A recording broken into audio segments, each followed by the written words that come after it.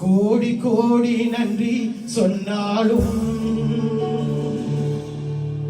உமக்கது ஈடாகுமோ? கோடி கோடி நன்றி சொன்னாலும் என் வாழ்நாள் ஈடாகுமோ? கோடி கோடி நன்றி சொன்னாலும் உமக்கது ஈடாகுமோ?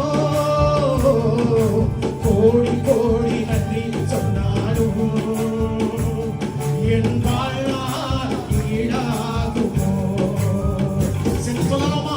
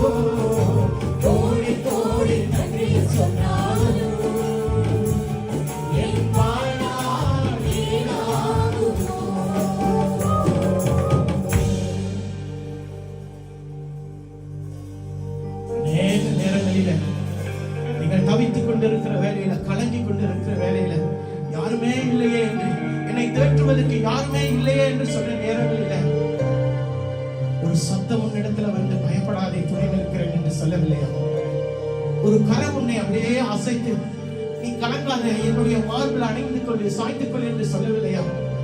அப்படியான ஒரு தேவன், அப்படியான ஒரு தேவன் இன்றைக்கும் என் மத்தியில் உன் மத்தியில் உலாவிக் கொண்டிருக்கிறார்.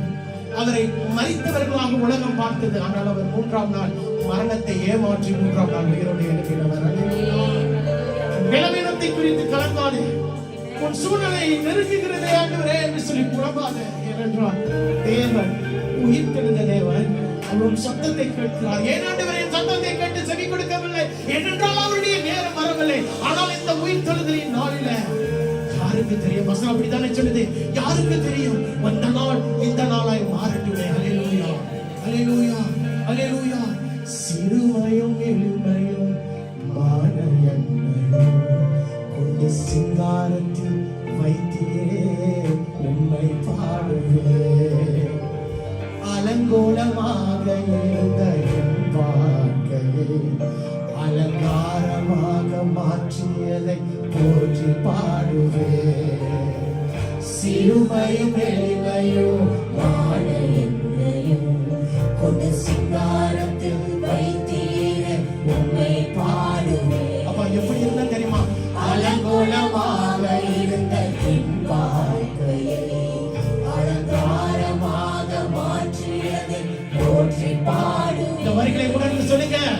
புழுதியில் இருந்து எடுத்தீர் ஐயா எந்த தலையை உயர்த்தினீர். ஆமாப்பா, ஆமாண்டவரே. புழுதியில் இருந்து எடுத்தீர் ஐயா என் தலையை உயர்த்தினீர் ஐயா. புழுதியில் இருந்து எடுத்தீர் ஐயா என் தலையை